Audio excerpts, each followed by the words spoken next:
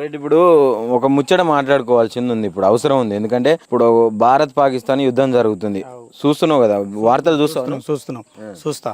ఇప్పుడు మనం ఇవాళ మరి తెలంగాణలో ఏం జరుగుతుంది అంటే అందాల పోటీలు అని చెప్పి పెడుతుండ్రు రేవంత్ రెడ్డి.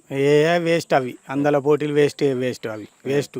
అవి 6 గ్యారెంట్లు 99 గ్యారెంట్లు ఇచ్చిండు. 2500 అన్న ఏవి మహిళలకు 2500 లేవు. 4000 పింఛన్ 4000 లేవు. అవే 2000 ఇస్తుండు. అవే కదా కేసీఆర్ ఇచ్చిన 2000 పింఛన్లు ఇస్తుండు. బోనస్ అన్నాడు 500 పంటకు. ఏది బోనస్ లేవు. కొన్ని ఒడ్లు తడిసిపోతున్నాయి ఆడ. కొన్నటోళ్ళే దిక్కు లేకుంటే ఈ పేరు ఐకేబీలు అనేది ముచ్చటనే లేదు.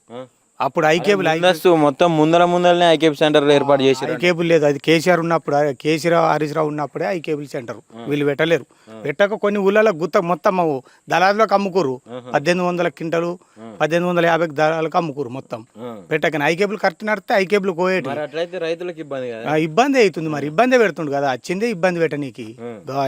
కాంగ్రెస్ వచ్చిందంటే అంతే ఇబ్బంది పెట్టనీకే, అంతే తప్ప ఏం లేదు. మాకు హరీష్ రావు కేసీఆర్ ఉన్నప్పుడే మాకు మంచిగా ఉంది. ఈ డబుల్ బెడ్రూమ్లన్నీ ఆయనే ఇచ్చిండు గుర్తించి. ఈడ లేని వాళ్ళని ఎవరు ఇచ్చిర్రు?